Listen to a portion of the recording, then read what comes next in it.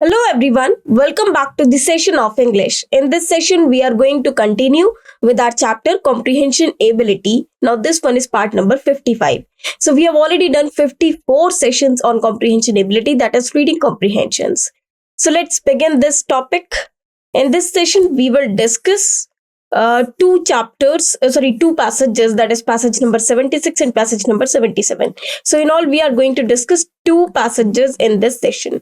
Well, as we did earlier, as I told you that we have to read the entire passage first, and after that we'll start attempting the questions. In this session as well, we are going to do the same. First of all, we'll read the entire passage, and after that we'll start attempting the questions. Okay, so here we have two passages, that is passage number 76 and then passage number 77.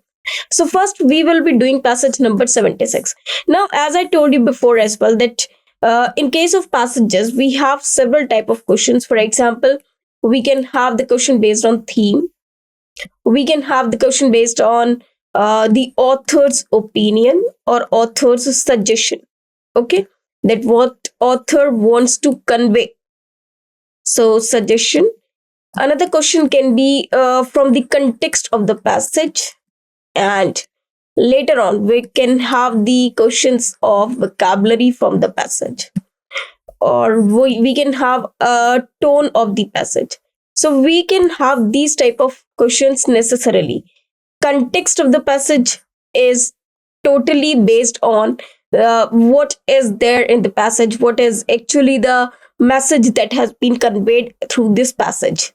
Tone of the passage, it means what kind of passage is that? Is it debating? Is it you can say supporting something, or whether here author is of the negative or positive perspective.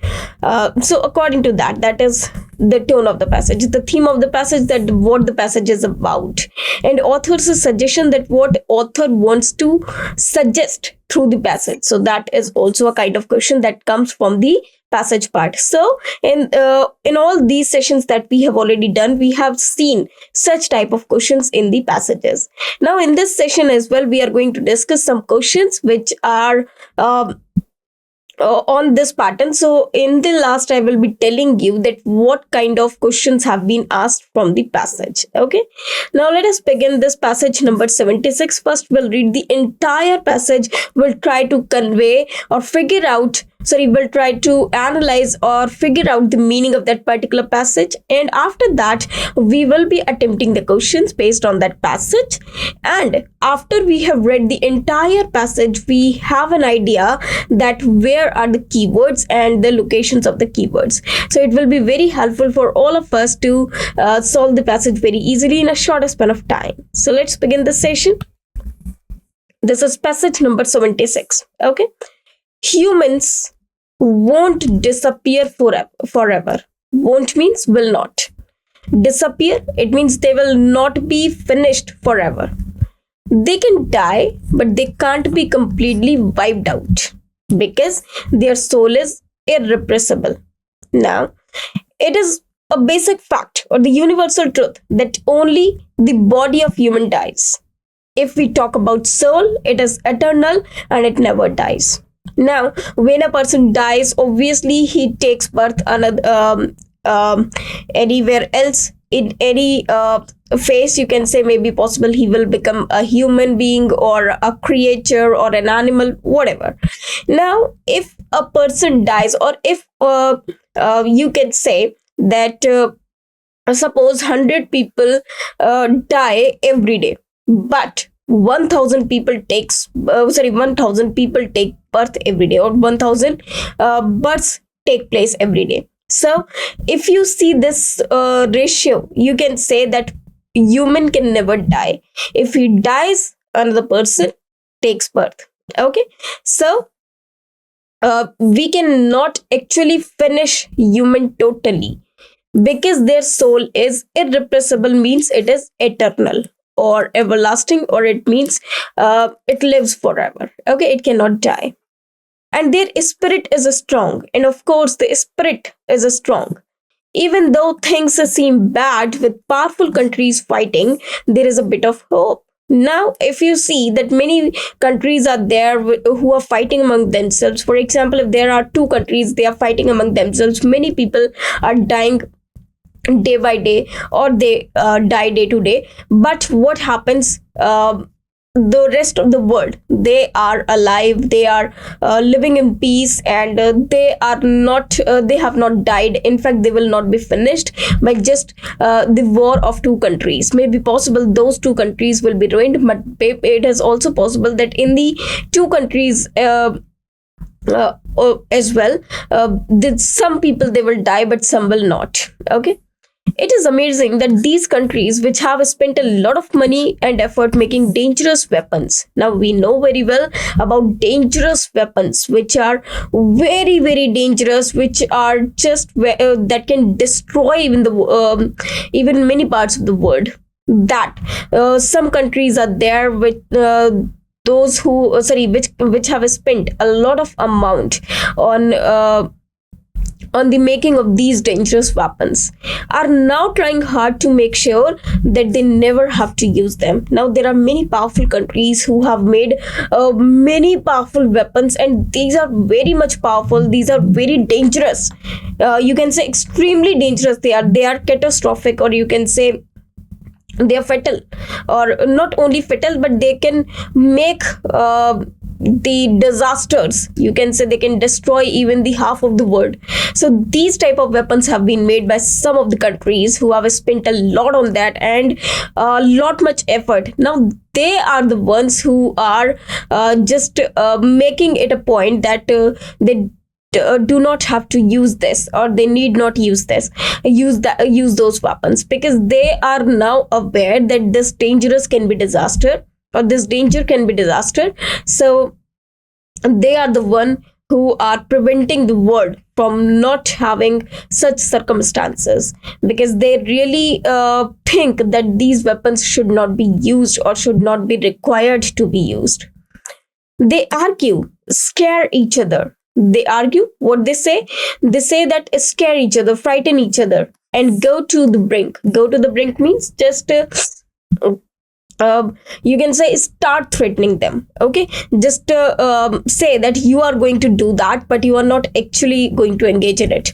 But just before it is too late, it means when it has to be just implemented, they back off. They back off means they withdraw. Okay, for example, there is a country A, and there is a country B. Both of these countries are enemy to each other. Now A threatens B a lot about a weapon. Suppose he has a weapon W, and he threatens B that he will explode this over B, and B will destroy. Now what happens when A is just going to explode this bomb? Suppose W is the weapon or the bomb, or he's trying to this A is trying to you can say threaten B, or he's threatening B, not trying, but he's threatening B, and he's just taking this W over here to threat B. But at the same time, when he knows that now he will just destroy B with the help of this, he back off, just because this A know that if he use this weapon, it will destroy not only B but to himself as well, and also to it will be creating so much of harms. For example, we have seen in World War II when Hiroshima and Nagasaki were destroyed because of the nuclear weapons, and the effects or the influence can be seen even today. So that was really a dangerous thing. So here as well, you can see that, but just before it is too late, they back off. Okay, so the countries who have spent a lot much on the making of these type of weapons, they are the only countries who are saying not to use them, and they are arguing, or they are just praying that may be possible, may God never make such a disaster, or the situation that will never come, that should never come, that will instigate them to use that particular weapon. Okay, so they are the one to prevent you can say using of that particular weapon. Okay, so now I hope you have understood the entire part of the passage. If you see the gist of the passage is like, though we spent a lot of money, though many countries are there who spent a lot of money in just creating the weapons, they are the one who don't want to use that particular weapon, just because they know the consequences will be hazardous. So let us try to do or figure out the questions based on this passage. So there is first question: which of the following accurately reflects the author's perspective? Now, as I told you before as well, that may be possible the theme of the passage will be asked to you, the author's perspective or suggestion will be asked to you, the tone of the passage will be asked to you. So according to this question, they are asking about the author's perspective. Okay. The options are, first option is, superpowers have at least realized the need for abandoning the production of lethal weapons. Abandoning means to stop the production of lethal weapons. It means superpowers, those countries which are very powerful, they have realized that there is no need to produce these lethal weapons. Huge stockpiles of destructive weapons. Stockpiles means you can say the collection of destructive weapons. Huge stockpiles are actually when you make a heap or pile of something, for example of the waste, the stockpiles are made. Okay, big you can say storing part of that particular to just collect that. Okay, so stockpiles of destructive weapons have so far saved mankind from a catastrophe. It means the collection of destructive weapons has saved mankind from a catastrophe, means disaster that can happen, but when it is not known. So no, actually according to passage, if we see that the countries, it is amazing that the countries which have spent a lot of money effort making dangerous weapons are now trying hard to make sure they have never to use them. Okay, now the third one is, nations in possession of huge stockpiles of lethal weapons are trying hard to avoid actual conflict. Now this is the real perspective which has been given in the passage, that those countries who have prepared, who have made these or produced the stockpiles of these huge lethal weapons.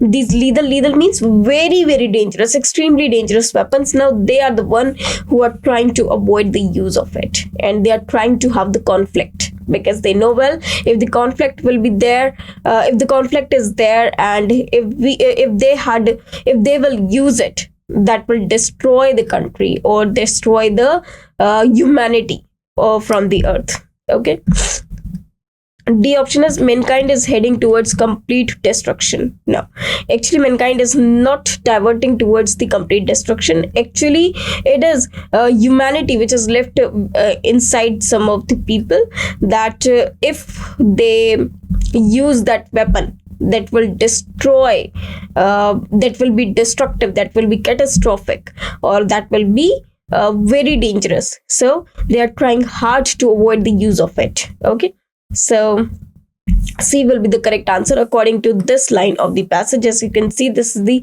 third line from of the passage. Okay, now let us move to the next one, because here answer is C. Now let us move to the next one.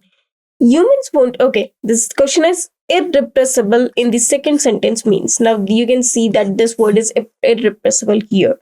So they are asking about the meaning of this particular word. Now let us see the options.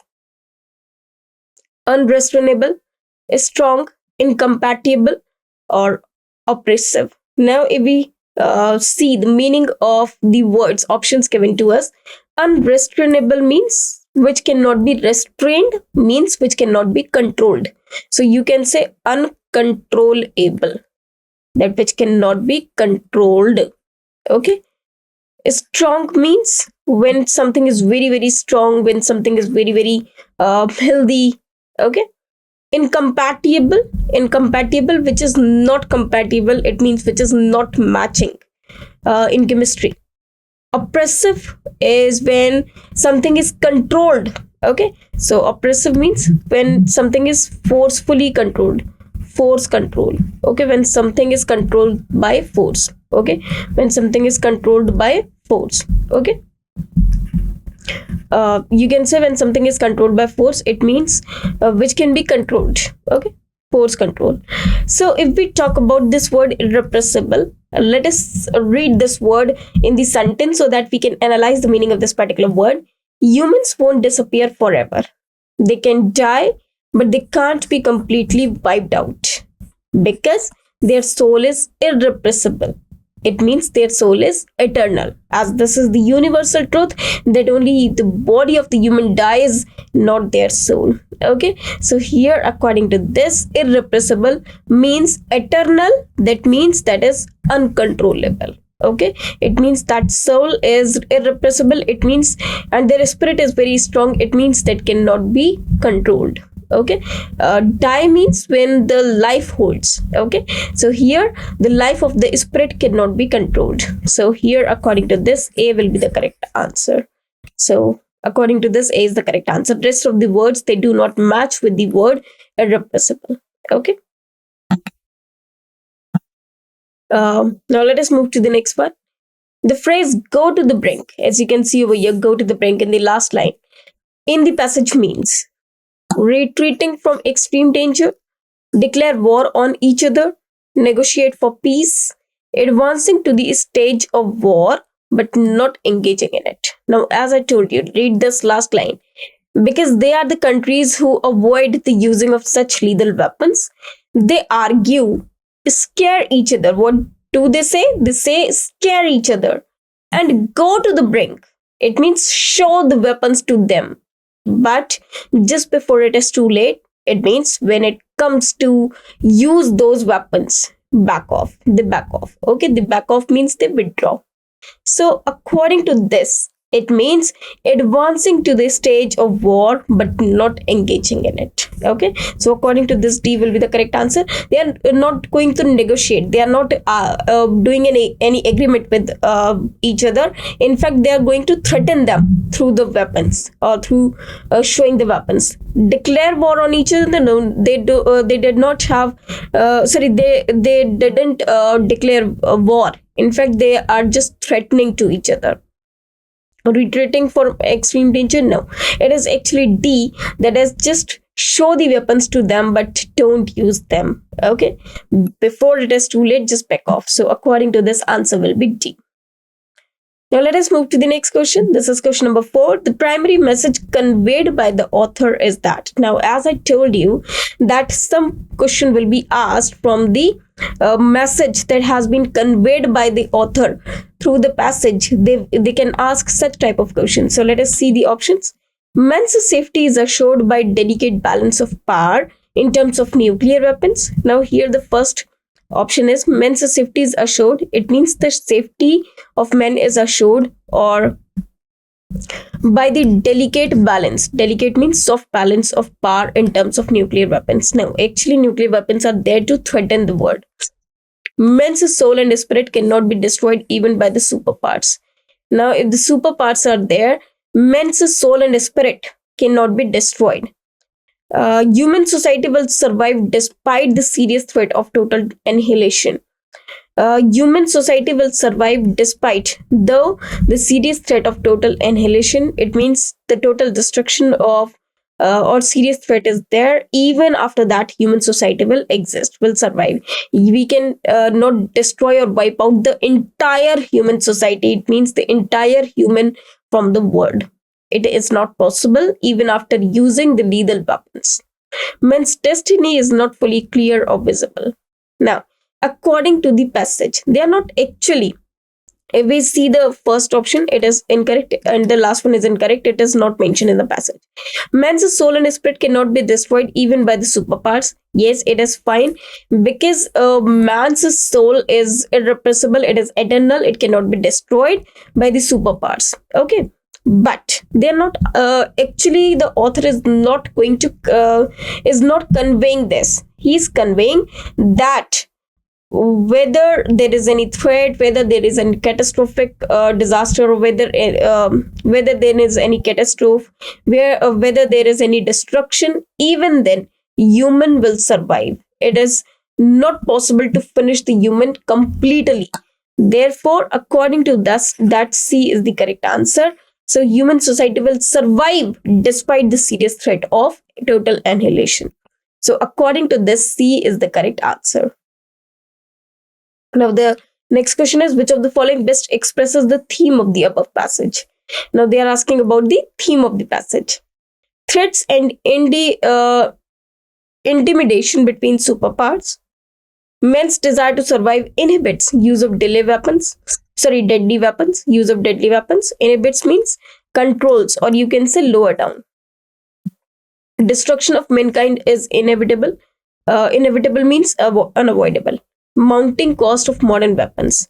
No, actually, we have not talked about any cost over here.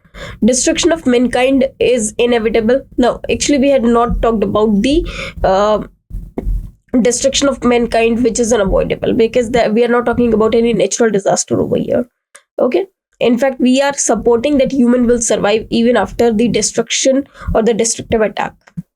Man's desire to survive. It means because man wants to survive. Man won't disappear forever. So he does not want to be disappeared forever. In fact, no one can make it disappear or make him disappear forever. So that inhibits use of deadly weapons.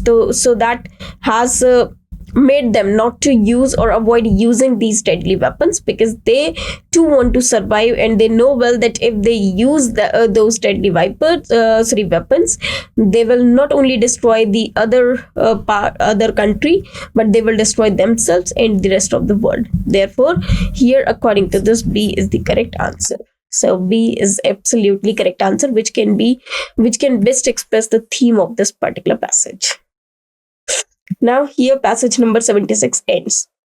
Now we are going to discuss passage number 77. I hope you understood each and every question in passage number 76, in which we have been asked about the theme of the passage, the perspective of author.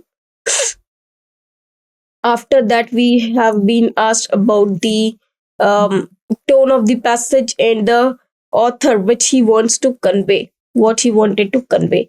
One from vocabulary part, and one from the not one but two were there from the vocabulary part.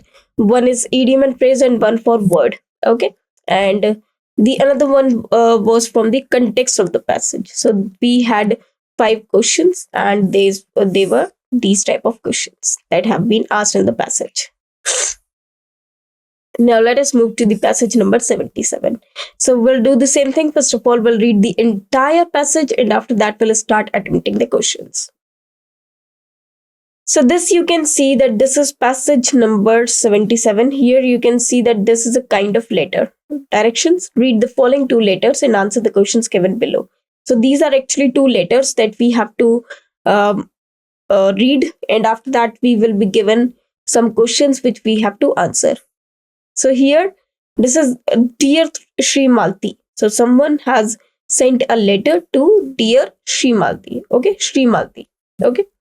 We have not received a response from you regarding our previous letter. It means they must have sent some other letter as well previously, of which they did not get any response. So they are asking again with the same letter, with the same kind of letter, that we have not received a response from you regarding our previous letter.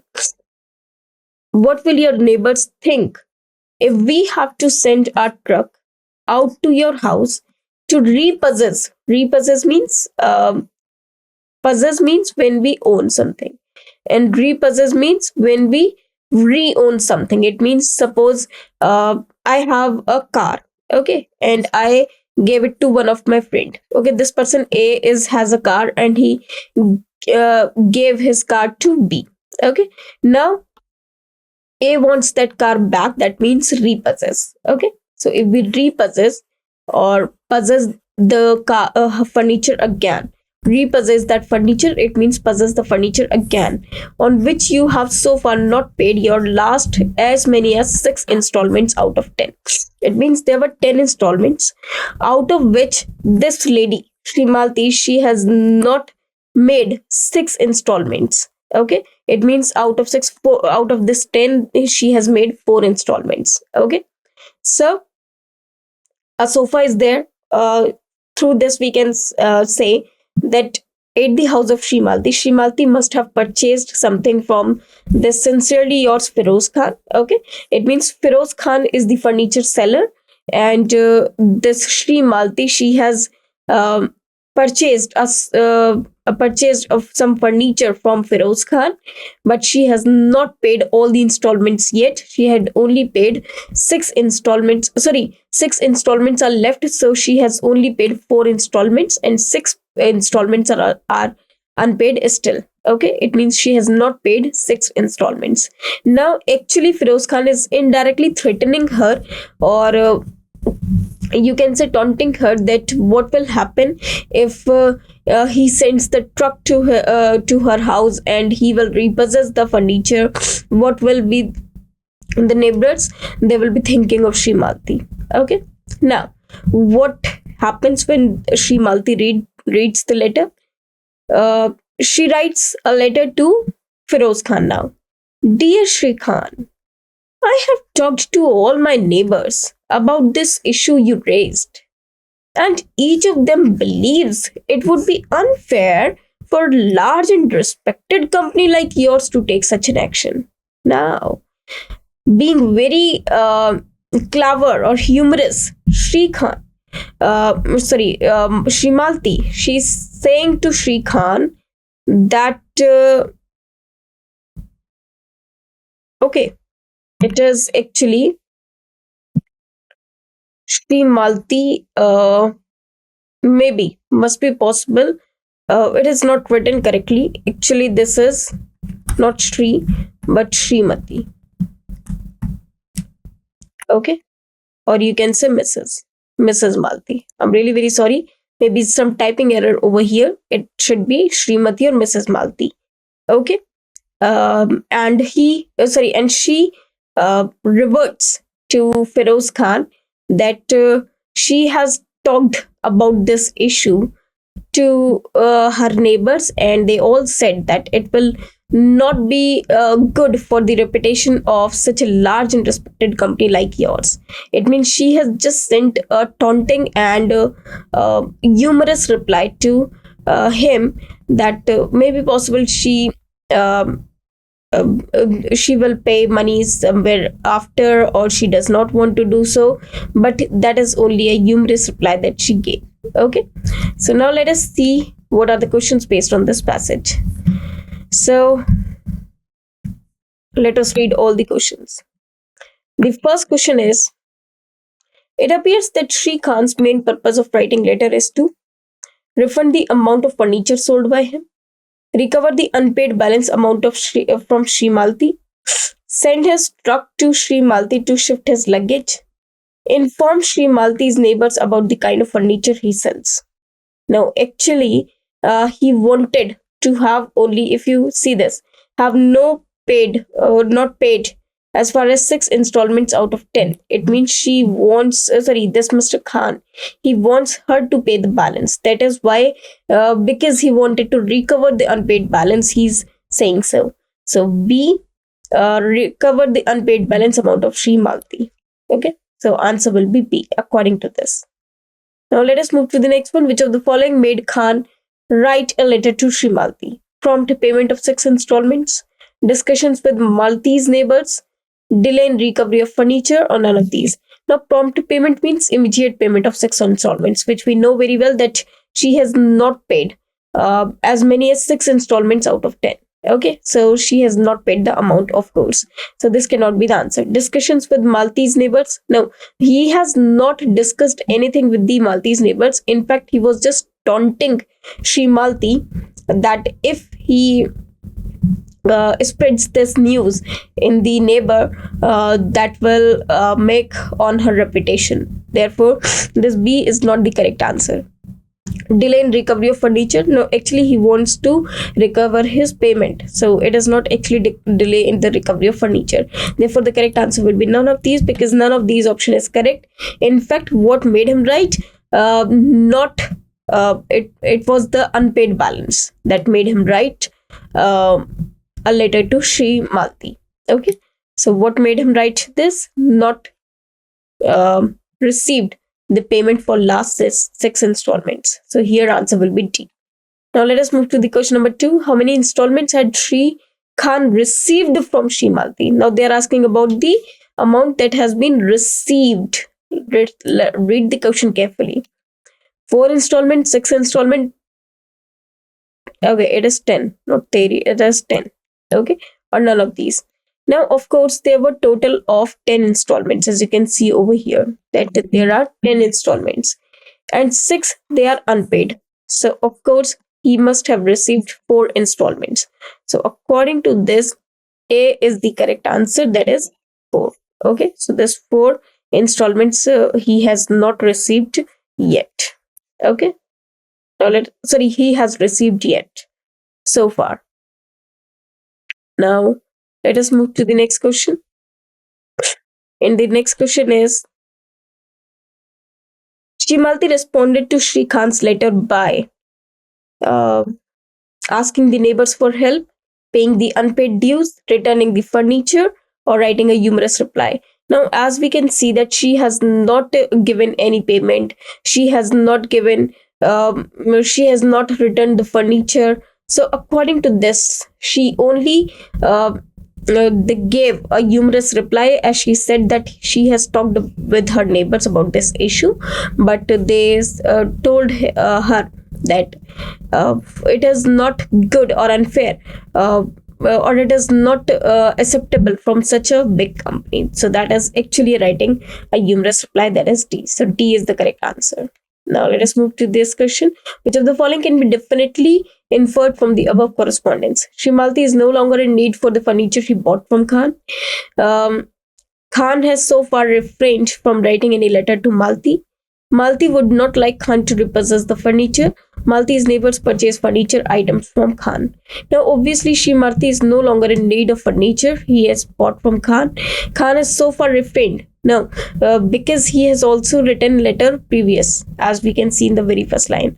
Not like Khan to repossess the furniture. No, actually, obviously, she does not want him to repossess the furniture. May be possible, though it is not mentioned in the passage, but may be possible that she would pay the unpaid amount later on, or she has not the amount right now. So C is the correct answer according to that. In short, Malti does not want Malti did not want Mr. Khan to repossess the furniture. That is why C is the correct answer. Now, I hope that you have understood both the passages very well. Both were really nice passages, and the questions in the second one, all the questions were from the context of the passage, and some from which can be inferred, or the inference based questions that were those were actually the questions of about the theme of the letter. Okay, so I hope you understood the questions very well and the two passages very well. Thanks to you. We'll do some more passages in the next session. Thanks to you.